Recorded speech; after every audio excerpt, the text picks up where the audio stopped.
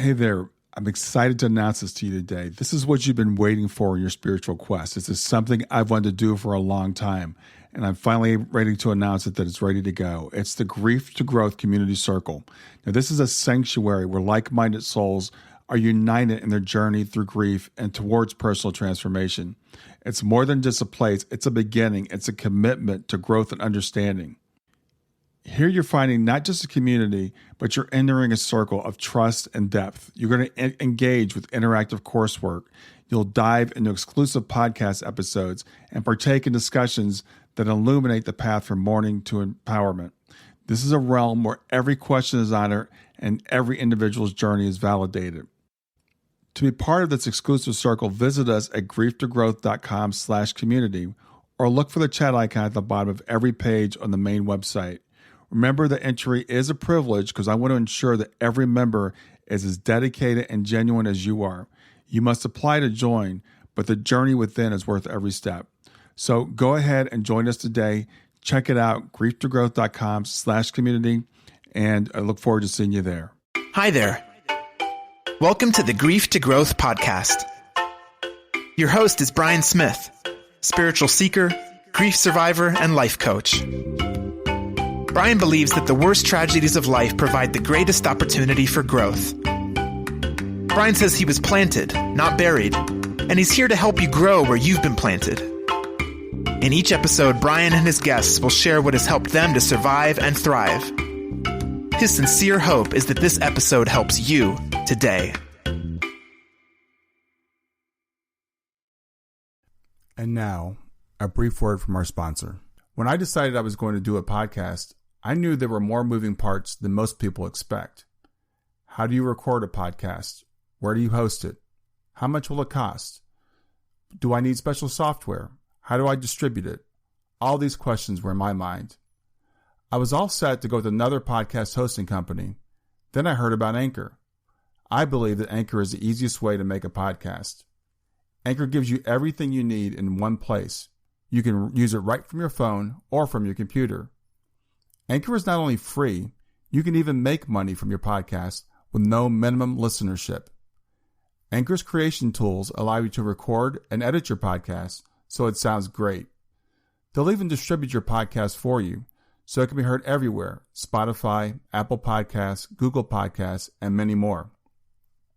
So download the Anchor app or go to anchor.fm to get started. That's Anchor, ANCHOR.FM as in FM radio. And now, back to our episode. Hey everybody, today's episode is with Debra Diamond. Debra is a former Wall Street money manager. She is a medium, she's a medical intuitive, and she's also a psychic. And most recently, she became a death doula. And I'll let her explain in the episode what a death doula is. But what's happened is it's given her a very interesting perspective into the dying process and what happens immediately before and after, because as she sits with the dying, she can actually see into both worlds. This book, I learned a lot by reading the book, and I learned even more by talking to Debra in the interview. So I hope you pick up a lot from it too. Hey everybody, this is Brian Smith with Grief to Growth, your host of Grief to Growth, and I'm here today with Debra Diamond. Debra has a fascinating background. She is a former money market manager, and I'll let her talk about that in more detail. She is a medium, and she's also what's known as a death doula. And Debra's written a book called Diary of a Death Doula, 25 Lessons the Dying Teaches About the Afterlife. And I have read an advanced copy of the book, and I have to say it's one of the most unique books I've read because of her perspective as both a medium and a death doula. So with that, I want to welcome Debra Diamond. Thank you so much, Brian. It's a pleasure to be here. So Debra, I want to talk a little bit about your background and how you got into the whole mediumship thing. But even before that, because you've got like I said, really interesting background. You're not one of those, well, I hate to say, woo-woo kind of people. Yeah. You're a very grounded person. You've got a PhD. So tell me about your background. Yeah, thanks, Brian. So I have a kind of left brain background. I guess I'm a left brain medium, but I was a money manager on Wall Street for many, many years. I was also a commentator on CNBC and a professor in the graduate school at Johns Hopkins University. So I come out of, that sort of background and did a lot of research in my career as well. I have an MBA in finance, and I also have a PhD. So that's my background. I had never really planned on being a psychic and a medium. It's nothing that I ever said, when I was a kid, I never said, geez, I wish I can grow up and become a psychic. I didn't even know what a psychic was. But when I was in the investment business, I always knew things. We would get, in the investment business every day, we would get a big delivery, big stack like this of reports, research reports, annual reports, prospectuses, and I wouldn't have to read them to know anything about the companies. I would pick up a prospectus and I would just know about the company and the management and the industry, if it would be a good investment. And I didn't know how that was possible. And of course, those kinds of conversations about knowing what goes on maybe in the invisible world, that never occurs on Wall Street. That's just not part of the vernacular. So Right. I had no idea what it was. Now, my boss used to say, Debra, you have really good instincts. So I thought that must be it. It's just good instincts. And that's about as far as I went. I was busy. I was juggling 20 balls in the air, 3 kids, a husband, traveling all the time. My clients were all in Europe, so I was always going back and forth to Europe. So I was busy. But in 2007, I decided to take an intuition development class in New York because I figured I had pretty good intuition, and wouldn't it be fun to kind of tune it up a little bit? So I signed up for this weekend class, and I live in Baltimore, by the way, so it's a few hours from New York. And I went up to New York for the weekend. And Saturday morning in the class, there were about 25 people, men and women. I didn't know any of them. And we did a number of exercises, and I was getting everything in these exercises. I didn't know how that was possible, but they were fairly low-key exercises, so I wasn't too concerned about it. We took a break, and when we came back, the teacher said, now we're going to do a seance. And I was like, a seance? No, I mean, I came for intuition development, and I checked the schedule, and I'm thinking, this is scary. I don't want to do this. But then I thought, well, it was Saturday morning. This is my cat. It's Saturday morning. And if, nothing's going to happen anyway, and we'll just go on to the next exercise. So the teacher said, I'm going to put you in a meditative state, and then I'll take everybody out of the meditation. And if you see anything, you let me know, and I'll tell you what to do.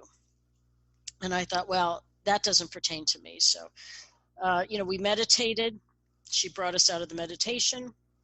She said, does anyone see anything? And everyone, I looked around the room. Everyone was looking at each other.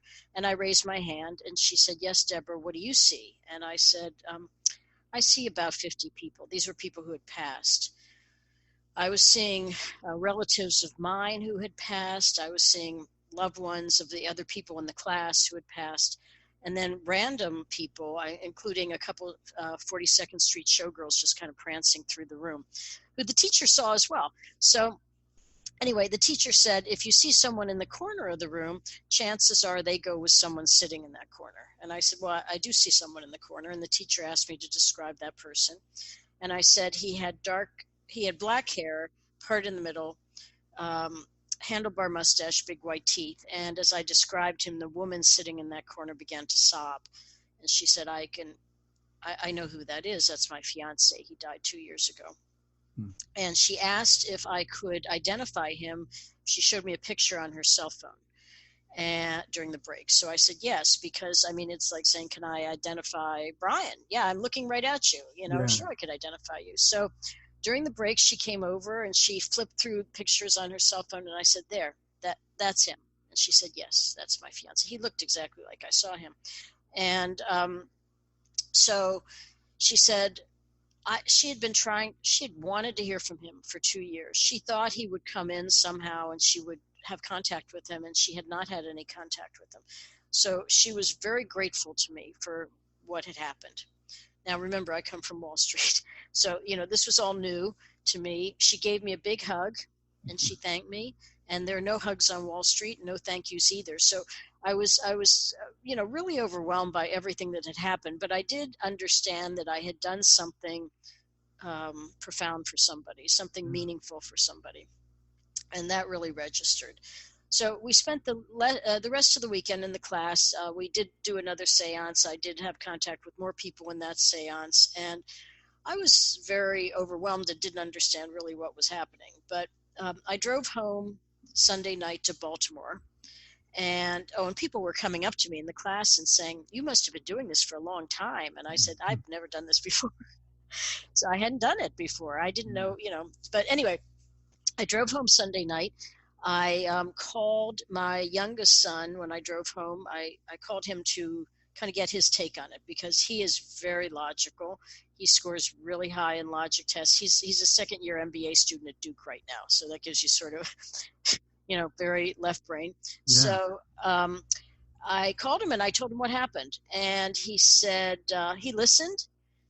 He listened to the whole story. When I was all done, he said, "Well, that makes sense. We're just energy, and the energy has to go somewhere." And I was like, okay. I mean, first of all, that calmed me down a bit.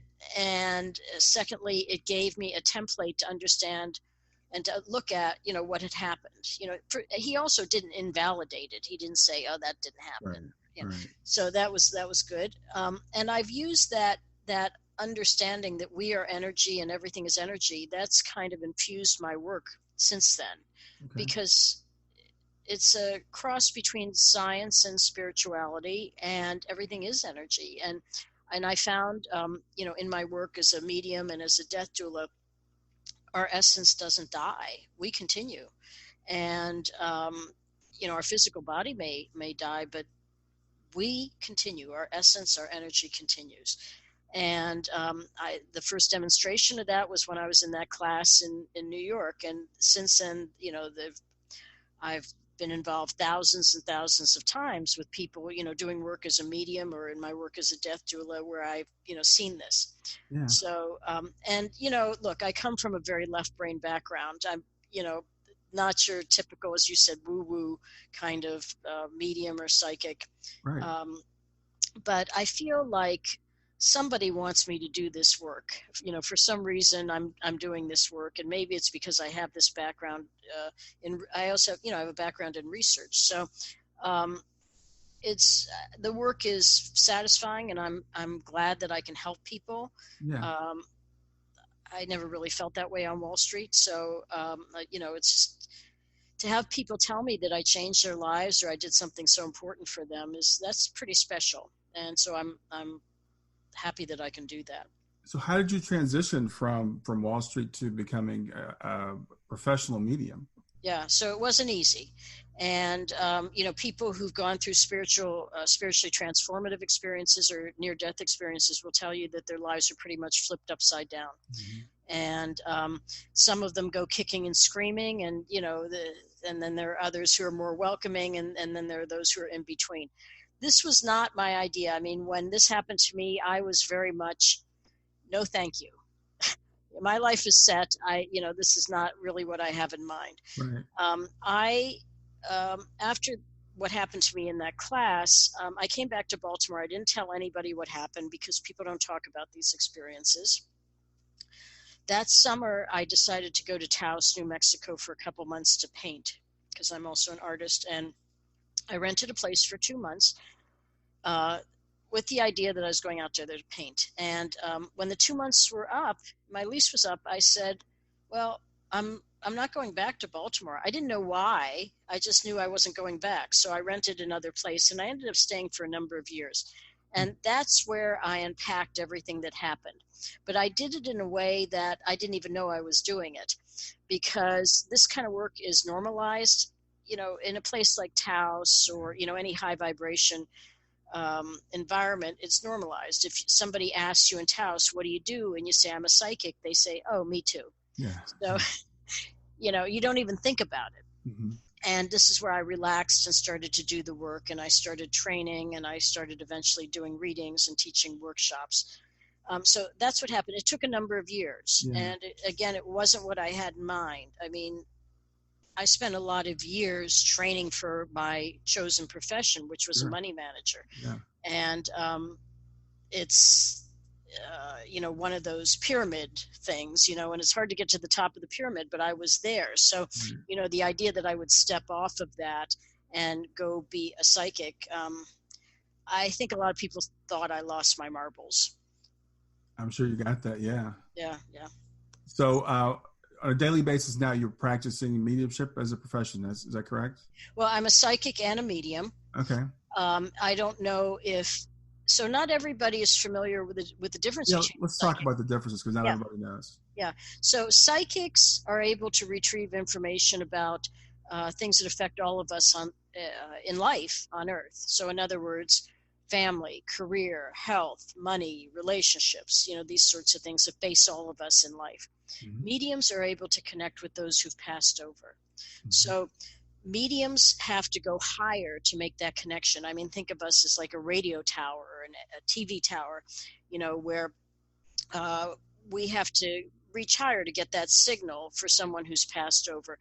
All mediums are psychics, but not all psychics are mediums. Psychics are, retrieve information from lower realms. Mediums retrieve information from higher realms. So there is a difference. I like the way you put that. I've never heard that before, the lower and the higher, because I've heard mediums talk about some mediums who think they're mediums are actually getting things psychically. Yeah. And so you talked about so there's a difference between connecting with someone on this side and someone's on the other side. They're at a higher level. Yeah, it's picking up that information about, your job or your friend or your relationship.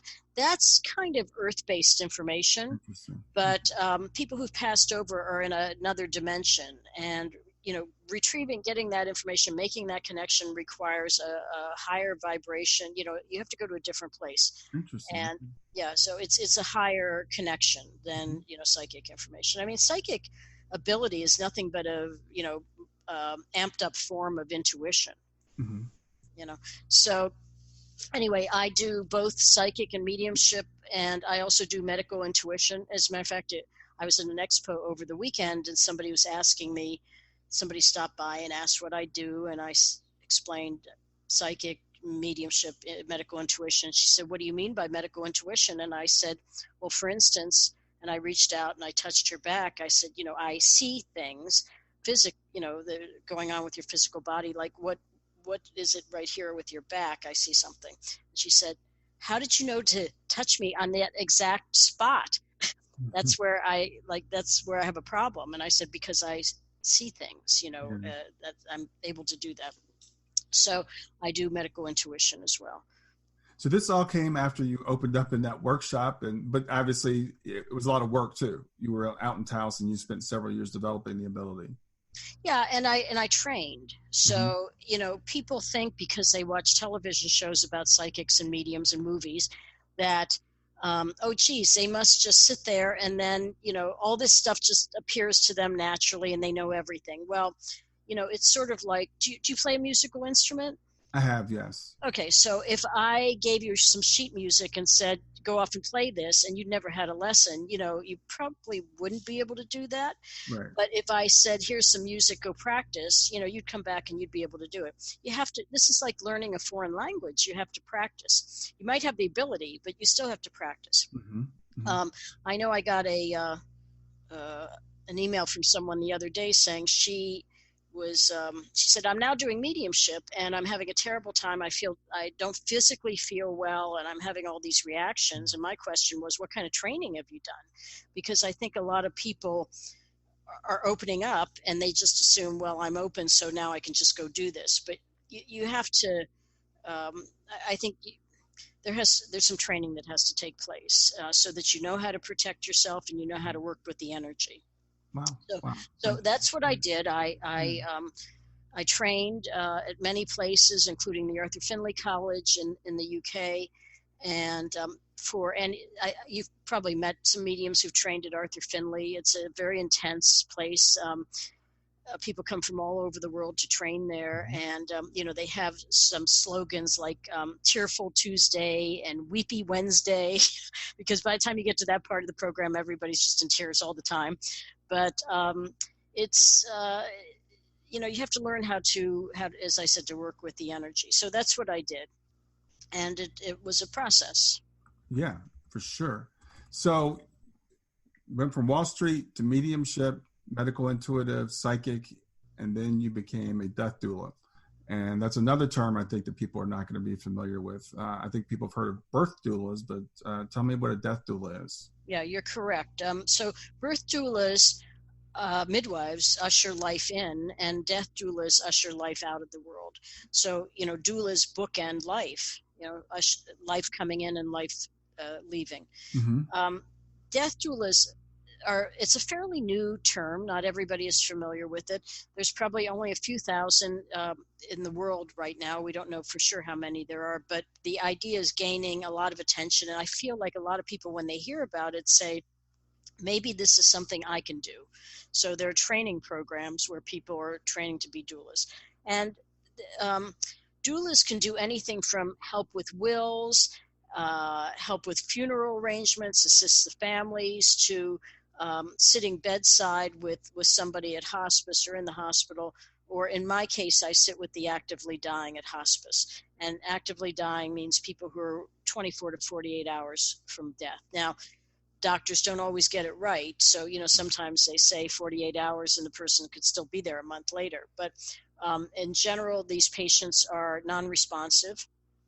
And so I'm not doing like crossword puzzles with them or reading to them or anything like that. And one of the functions of death doulas that do the kind of work that I do is that we're the eyes and ears of the medical staff, because the nurses can't be there all the time. Mm-hmm. They have many patients, and the families also don't want their loved one to die alone. And one thing that I've seen is that, in our culture, people are afraid of death. Death is stigmatized, and there's a taboo around it. People would rather walk over hot coals and talk about death. Mm-hmm. And when someone goes to hospice, in many cases, family and loved ones don't want to come visit anymore because they want to remember mom like she used to be, or they're afraid. Many of them are afraid. So sometimes they don't have many visitors. And so, but they want their loved one, they want someone to be there with their loved one. So knowing that there's someone who's there with them, I think provides comfort. Mm-hmm. Yeah, I had heard of death doulas before, and I know that they do a lot of those things you mentioned, like work with the family, funeral arrangements, things like that. In the book, you talk mostly about the sitting. So is that because that's what you concentrate on in the book, or is that pretty much what you do, is the sitting with the actively dying? Stay with us. We'll be right back. Hey there, something I want to tell you about today. My podcast platform, Buzzsprout, has recently made it easier for me to allow you to support me financially. Go to www.grieftogrowth.com/subscribe. That's grief2growth.com/subscribe. And once you're there, you can sign up to support me financially. Now, you can do it for as little as $3 a month, or of course, as much as you'd like. If you do that, you'll get access to bonus episodes, and you'll see those in the regular feed. They'll have a lock on them. But when you become a subscriber, you'll actually get access to your own private feed, and you'll be able to listen to the regular podcast along with the bonus podcast for the subscribers. I want to thank you for listening. I want to thank you for sharing the podcast. And I want to thank those of you who support me financially. Have a great day, and on to the episode.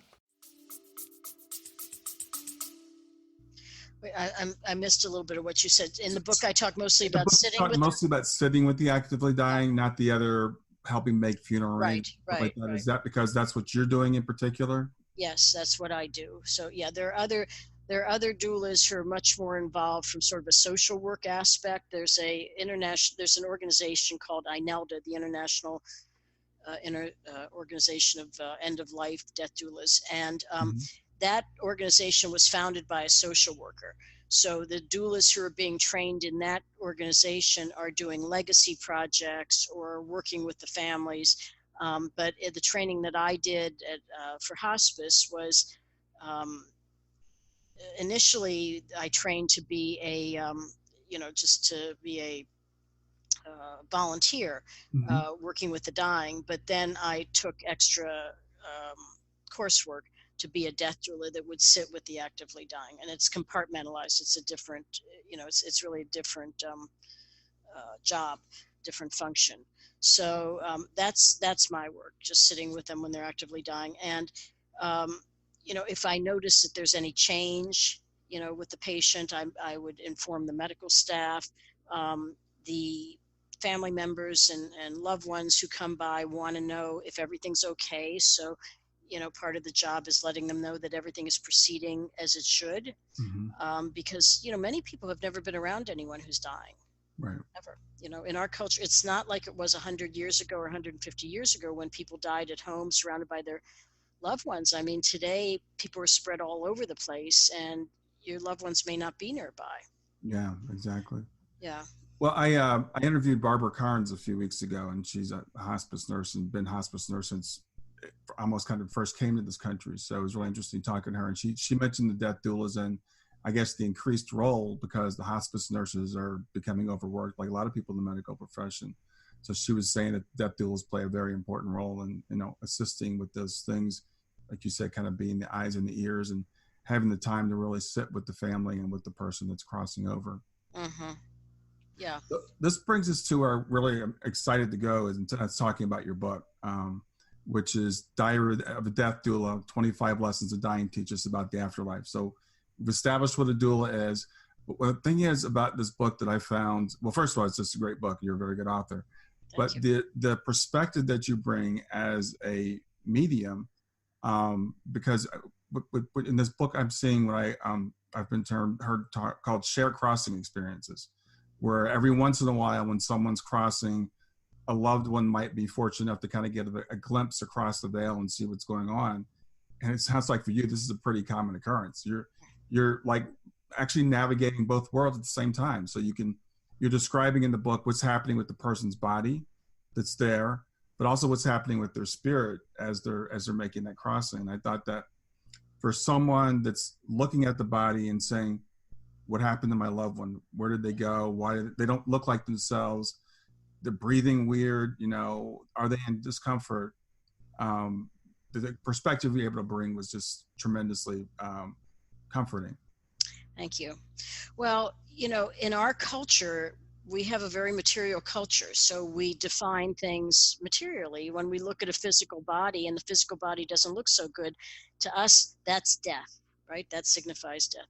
But there's more to death and dying than just a physical body. And the reason I got into this work initially was because when my mom was dying in 2001, we had hospice come to the house. And I'd never been around anyone who died before, ever. So, and I remember the hospice professional handed me a piece of paper and she said, you might want to read this. And I thought maybe it had something to do with medicine or even funeral arrangements, and I set it aside. But when I finally picked it up and read it, it said, if the body's ready and the soul isn't, you don't leave. And if the soul's ready and the body isn't, you don't leave. But if the body's ready and the soul's ready, then you leave. And I was very struck by that death was a process. It wasn't just about the physical body. So, I knew then that I wanted to do something to be of service, that I wanted to get involved in hospice. I just didn't know what it was. But I thought about what she said, and I actually thought about it for 15 years. It took me a while to kind of do what I was going to do. But that idea of death as a process, I think, is the foundation of what I do. And it's the foundation of the book, because it's more than just, as you said, someone looks at the physical body and they're breathing weird or they don't look right, and we think that's it. But in fact, there's so much more going on. There's more in the invisible world going on than anyone can see. Most people don't see into the invisible world. They just see that physical body. Excuse me. So, I had dinner a few weeks ago with a friend of mine who's a hospice chaplain in Albuquerque. And she said, tell me in a couple sentences about your book. And I said, well, first of all, there's more going on in the invisible world than anyone understands. And number two, we don't die. Our essence continues, and that was shown to me over and over and over again with these patients, because I'm able to see both sides. I'm able to see that. So I see their bodies journeying, and I see loved ones in spirit come into the rooms. They're always in the rooms. And people have asked, what about folks who've died from trauma? what about them? Because that's different. You don't usually get that so much in hospice. Mm-hmm. But I can tell you as a medium, for those who pass of trauma, their loved ones also come in. I mean, especially with children, there's always, like, the grandparents come in, or an aunt or uncle or whoever's on the other side. They're there. They come in. Mm-hmm. So, and they're not left alone on the other side either. So, it's just kind of like it is here, But when I was talking to my friend, the hospice chaplain, I said to her,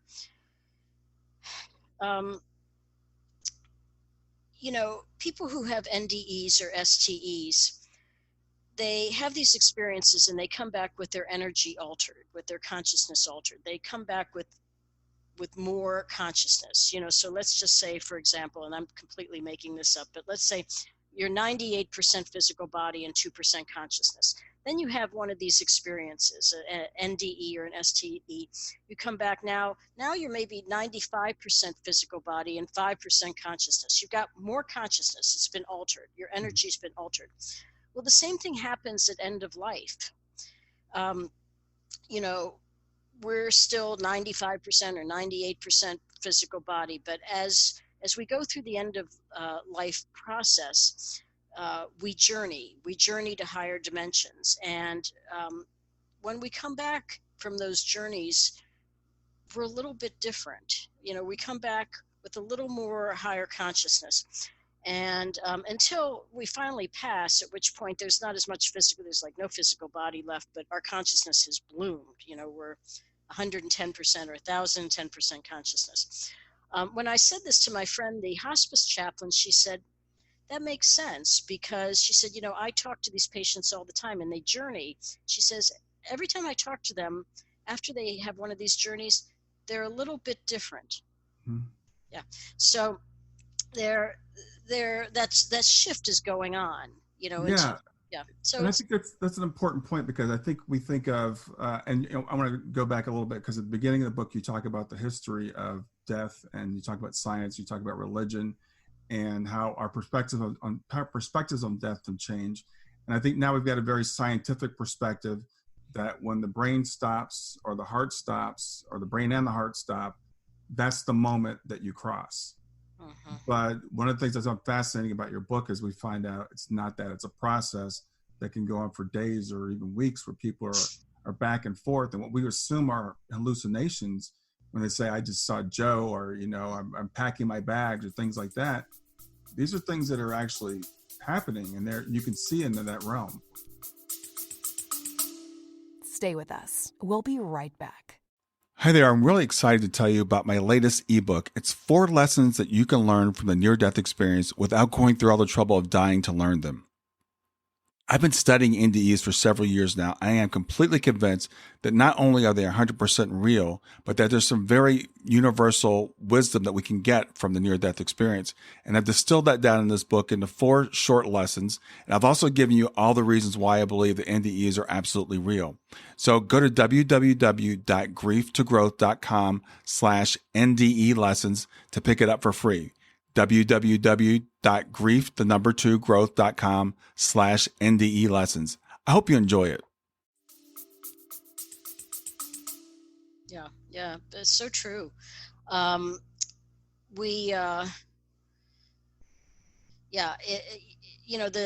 people are terrified of death, and it's because it's become so medicalized. Most people, right, as it gets near the end, they're taken to some clinical setting. And death, in the eyes of the medical or scientific community, is considered a failure. So they try to do everything they can to keep that person alive. But it's not.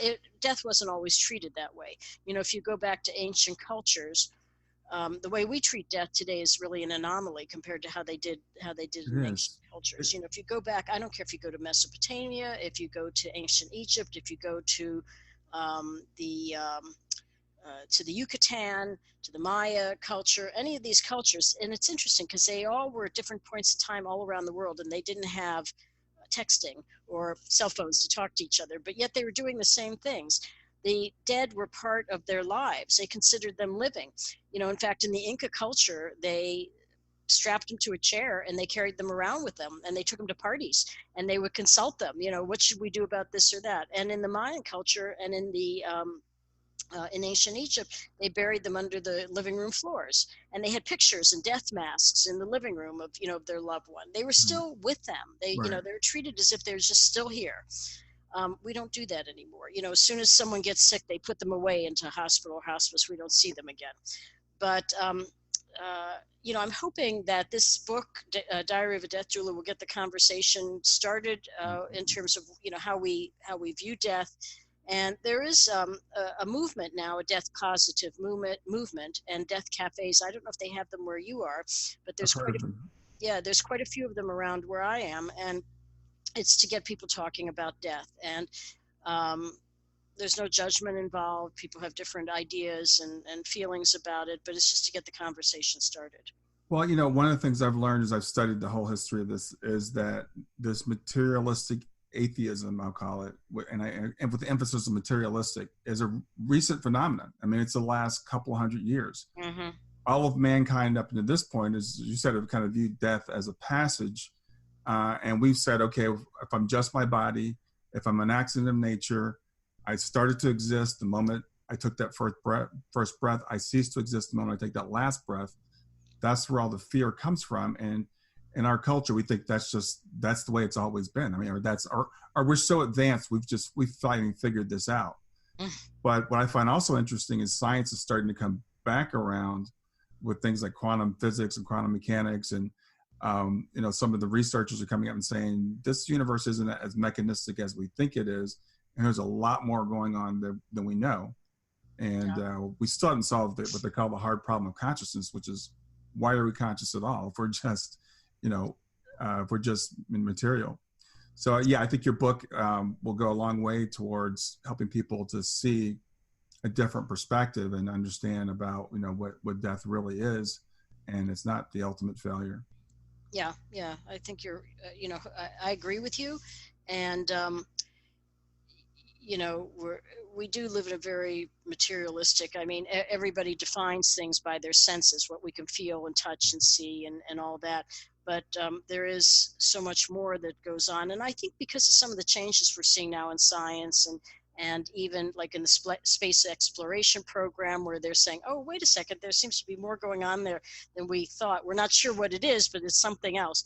Right. So I think all of that is good. But it is funny to me that, we consider ourselves so advanced, and yet these ancient cultures seem much more advanced to me about how they treated a lot of things. When it comes to the important questions. Yeah. And my background is chemical engineering. So I'm a scientific person myself. I'm left brain and everything. But the way I look at it is, our senses can only sense a certain percentage of the visible spectrum, for example, our eyesight, and our ears can only hear a certain percentage of the audible spectrum.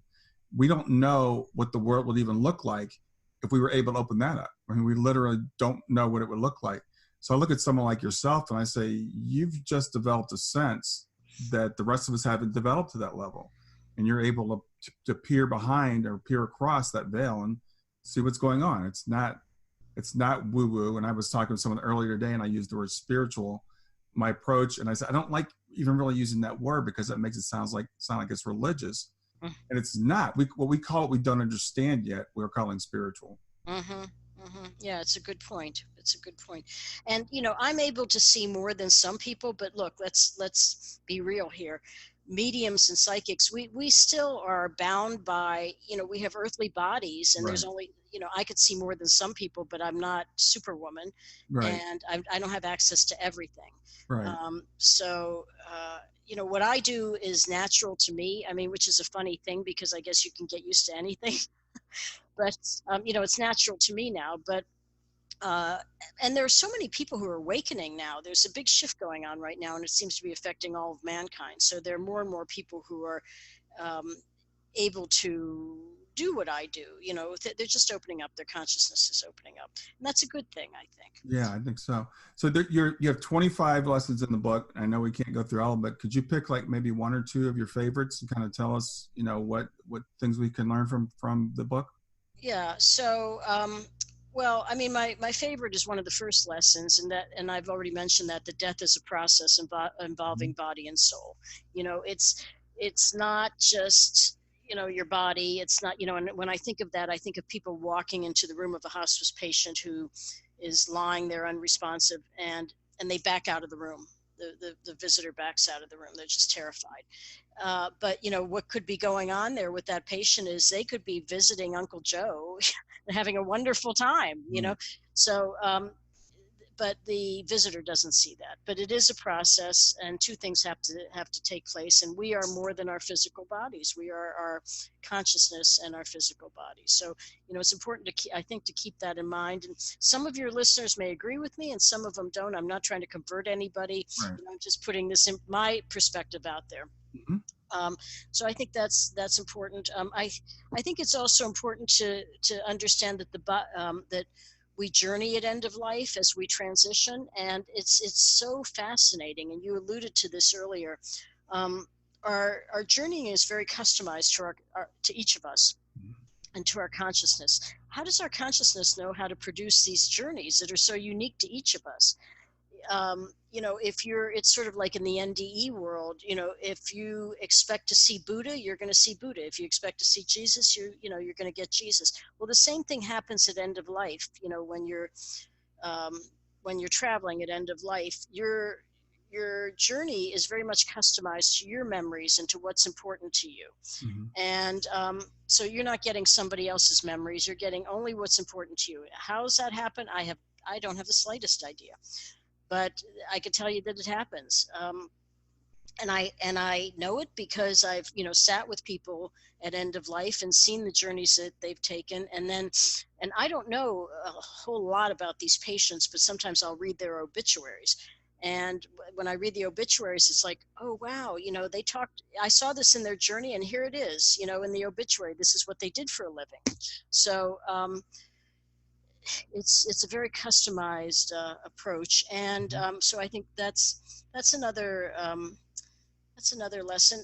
And one of the last lessons in the book is that people can will themselves to die, and that's something that I've seen as well. When they want to be with their loved one at end of life, and they just don't want to be here anymore. And I'm sure many people have stories about that. And let's see what else. Your senses. I think it's important to understand that people's senses are pretty much intact at end of life. There have been cases where I've sat bedside with the dying, and a loved one runs into the room. I had one person run into the room and say, "Is she dead yet?" And I said, "Excuse me?" And she said, "Well, this is what happened when my other parent died, and so I was thinking maybe she was dead." And I was like, "Okay, she can hear you." And then the woman, the family member sat down and started talking about, we're planning the funeral, and the patient is lying there. Now the patient's not responsive, but she can hear everything. Yes. So I think you need to be careful. This is not the time to, I think for people who are coming to visit someone in hospice, it's nice to be peaceful and obviously to communicate with them and maybe tell them that you love them. It's not the time to work out family dynamics. Right. And they can hear you. And, according to medical literature, hearing is the last sense to go. But I kind of feel like all the senses are there because there's anecdotal evidence that they're very much in tune with what's happening in that room. And, people who, I sat with someone who, I remember the hospice nurse came in and told this patient, your daughter can't come at 4:00 today. She's going to come early. She's going to be here at 3:00. This guy didn't have a watch on. He was totally unresponsive. And at a couple minutes to 3, he passed. Mm-hmm. People sometimes like to pass in privacy. They don't want their loved ones there. Now, how did he know it was a couple minutes to 3? I think they're much more in tune than we give them credit for. Yeah. I wanted to ask you, because I've dealt with dementia personally in my life. So when people are going through dementia, a lot of times we'll look at their bodies and say, okay, they're gone. They're not the same person they were. Have you had experience with patients with dementia and what it's like for them to cross? Yeah, I've had some experience with patients with dementia, and what I've seen is it's a little bit different for them, but I mean, I can't say that their essence continues, that it's in there. Mm-hmm. And I see them journeying, and I see them going through the same stages that someone else would go through who didn't have dementia. Um, and I've also, because I read for a lot of people as a medium, um, I've brought in a lot of folks who've passed and had dementia, and when they come into the readings, they're perfectly fine. Mm-hmm. They're fine. My dad had Alzheimer's, and I remember many years ago, before I started doing this, I went to a medium, and she was a psychic. She wasn't a medium, and she said to me, I think I have your father here, but I've never done this before. And I guess my dad wanted to come in to communicate. And I said, well, go ahead. And she said, well, he's saying he's fine and he can walk again. And he was restricted to his bed for 3 years before he passed. And he said, oh, I'm fine. He was just like, yeah. Yeah, their essence is their essence. It's still there. Any issues with their physical body or issues with their physical body. It's not issue with their consciousness. So I wanted to ask you, as I'm reading the book, you're describing these things like visions almost. Do you see objectively, or is this in your mind's eye, or how do you see these things? I see them the same way as I see things in readings. And I guess you would say in my mind's eye, or how somebody might see something in a dream. Mm-hmm. It's so real, it's so vivid, it's right there. It's taking place in my consciousness, and I just have some ability to connect and bring that in so that I'm able to see it and hear it, and and be there with it. Okay. I assume it's in my consciousness. I don't know if there is a term for where all this stuff happens. Yeah. And so there were a couple of things I observed in the book, and I want to make sure I understood it correctly. So it sounds like as our loved ones are journeying and they're meeting their loved ones who have already crossed, is it like an in-between place where they're meeting? So they're not fully over to where their final destination is, but they're meeting at a place in between. Is that right? Yeah, I mean, it's kind of hard to describe because, we're so used to thinking in linear terms. Yes, and I have people ask me these questions like, how many layers are there? How many dimensions are there? I mean, I don't know. It's the universe, it's infinite. I don't know how many dimensions are. But I mean, I know that they're not in their final place yet. I know they're in this place where they're still kind of they're connected to the earth, or they're connected with their memory. They're not there. They're not all the way to the other side, because if they were on the other side, it's pretty clear when they're on the other side that they're in a different place. I can't describe it to you, but I can tell you, because it's just a different place. It reminded me of the NDE experience. I've heard a lot of NDEers say, I was in this place and I knew that I couldn't go past a certain point. It was like, my impression has always been like there's a kind of a middle place or something. I don't know if you're familiar with the work of Swedenborg. He talks about the world of spirits. So that's kind of place where we all go when we first cross before we go to our final destinations. Yeah. With NDEs, I've studied NDEs. My first book, Life After Near Death, was about people who had near-death experiences and came back with unusual abilities and gifts they didn't have prior to their NDE. Mm-hmm. I feel like the NDE, and I think you and I talked about this at one point, I feel like it's obviously different than terminal death, but I feel like it's like the highlights or the previews of the movie. You get like three or five things that are like, wow, big wow factor. And then you come back. And I think that's because these are meant to be teaching experiences. Mm-hmm. I think they're meant to be learning experiences. I think they're meant for, these people are coming back. They're coming back. Right. And to have the maximum impression on them, they give them the big wow factor on a couple of things, and that's what they return with. And that's why they come back one of the reasons they come back transformed. Actual physical terminal death is a little bit different because it can go on for days, weeks, months. Right. And, there are many, many experiences that the person can generate in their consciousness over that period of time. Mm-hmm. So, in terms of levels, I don't know how many levels there are. Yeah. I just know that, they are having different experiences, journeying, going to, maybe to memories of when they were growing up, if they had, if there was something about when they were children that they want to revisit. They may be visiting favorite places, of their life. If they were very religious, they may go to some other dimension and see a church or cathedral, something that they would never see here on Earth. It's so, consciousness is unlimited and the universe is unlimited. So, I mean, how do we put parameters on it? How do we put levels on it? I just had the impression of like this kind of in between, not that there was, I mean, I hear people talk about 7 levels. I'm like, how would you know that? But yeah, I just got the feeling that, like, I think a lot of people think it's binary. You're here or you're in heaven. And it seemed like there was a place where they kind of meet, with their loved ones before they make that final cross. Yeah, I mean the loved ones are in the rooms, first of all. They come into the rooms, and it's sort of like it always reminds me of, if you've ever visited someone in the hospital, you might sort of stand to the side a little bit, maybe you don't interfere, you don't say, well, some people might, but you need to do this or you need to do that, but you're supportive and you're there, right? And that's pretty much how the loved ones in spirit are. They come in, they may be at the foot of the bed, they may be in the corner, they're there. They're not urging anybody to leave, but the patient knows that they're there, and they see them and they speak to them. Oftentimes they speak to them, but they're not, they're there to provide support and comfort, and they do provide support and comfort for the patients. Yeah. Now, another thing I read in the book, that this was another thing that kind of surprised me. I thought was really interesting. I've heard people talk about auras, for example, and when we're not well, our auras are kind of dim or gray or something like that. And in the book, you talk about the chakras as people are getting ready to cross actually become like supercharged. Yeah. So when I would think they're like shutting down and getting dim. So could you talk about that? Yeah.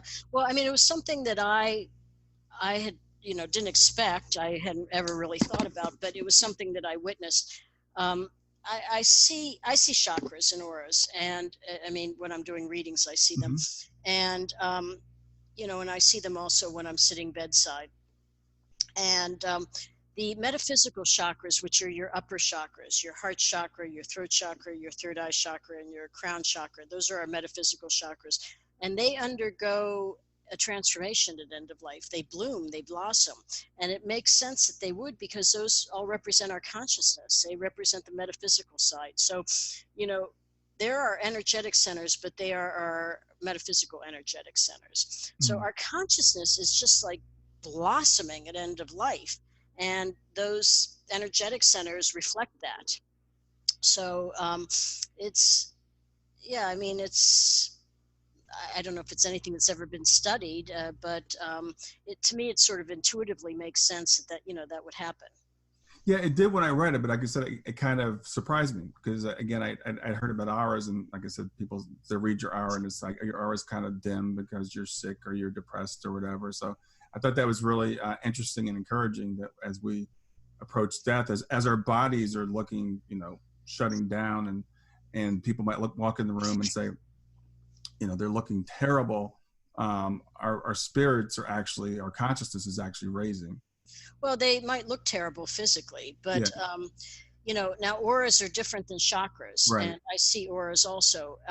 And with NDEers and people who've had spiritually transformative experiences, I usually note that they have 2 auras. One is their aura around their physical body; it's sort of a physical aura, and the way I see auras is I get content from them. So, I might see, it's like a photo album. I might see, oh, there you are when you're 3 years old on your tricycle. And here you are, when you're 12. That's their kind of physical aura. Oh, and here's the trauma you experienced. I see that when you were 32 or something. But I see also with people who've had these transformational experiences, another aura that supersedes that aura, and that's a spiritual aura, and it's filled with white light, and it's protective, and it's sort of invincible.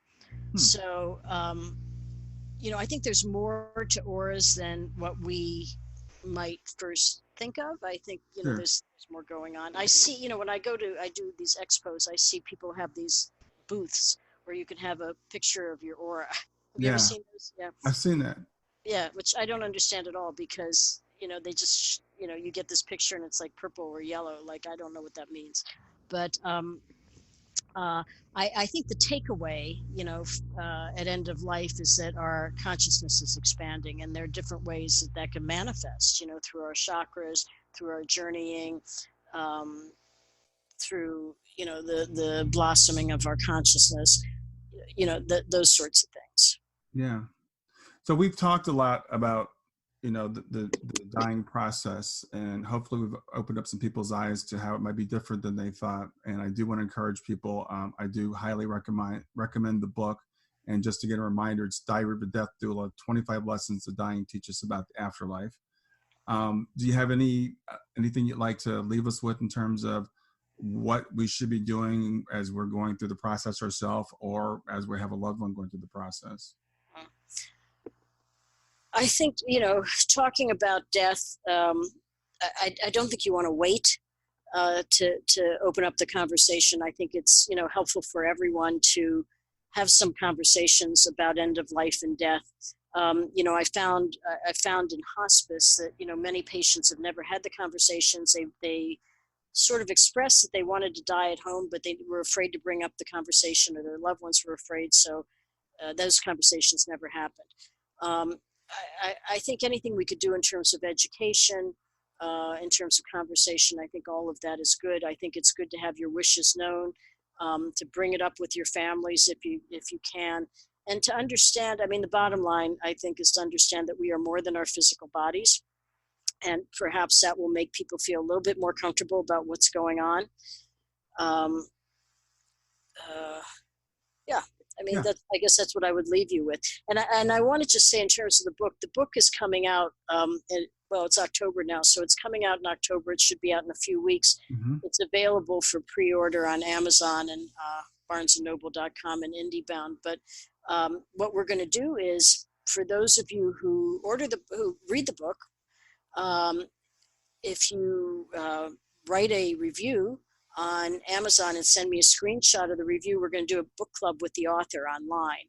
So it's, be an exclusive book club, and you'll be able to ask questions, and it'll be interactive. And I think it'll be really nice. So that's, for all your listeners who read it and enjoy it and write your review. And by the way, I mean, this, Brian, on Amazon, you don't have to write a tome, you can write 5 words. Right. Just shoot me a screenshot of the review, and my email is diamond, DIAMOND Debra, DEBRA @gmail.com. So shoot me a screenshot of your review. We'll send you a link for the online book club with the author. That sounds great. And Debra, are you taking people for readings? I do. I read for people all over the world. I think, in the past week or so, I've read for people in Italy and Israel and the UK and South America. I read for people all over the world. I read predominantly through a platform like this, Zoom, online, and it works just like our conversation is working. You're here, I'm here, we're all here. Yeah. So, but I do psychic readings, mediumship readings, medical intuition, and best way to contact me for that is to go to my website, DebraDiamondPsychic.com, and there's a contact page there. Okay. And I'll put that in the notes, the DebraDiamondPsychic.com. I will tell you, I will definitely be putting my review on Amazon as soon as it's available. Like I said, the book I found to be fascinating. I've read dozens of books about near-death experiences and mediumship and stuff.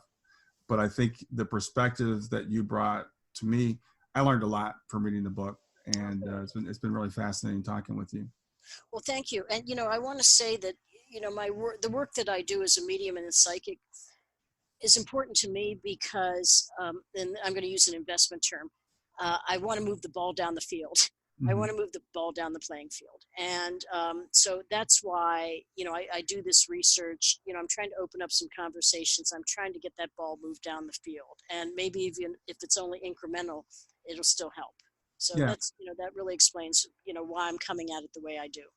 Well, I love doing the work that I'm doing and seeing all these people each doing our parts, and I get to interview people like yourself. And it feels to me anyway like it's a growing thing. I hope it is. And as we do this, we can open up and have conversations with people and make them feel more comfortable about something that we're all going to experience.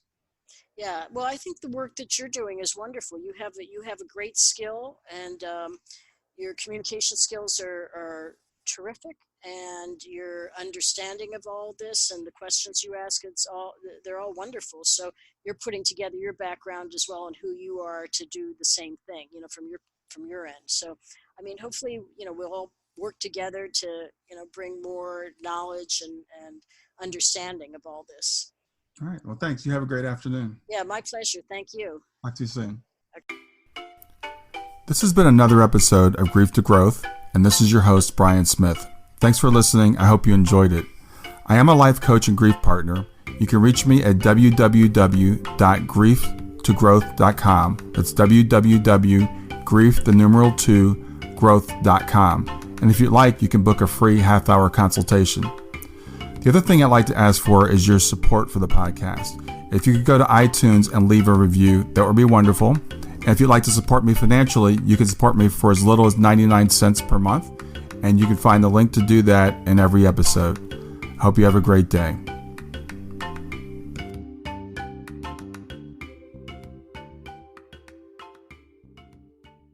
Hi there. I hope you enjoyed this latest episode of the podcast, and I'd love to hear your thoughts. What questions came up for you? What did you like about it? What didn't you like about it?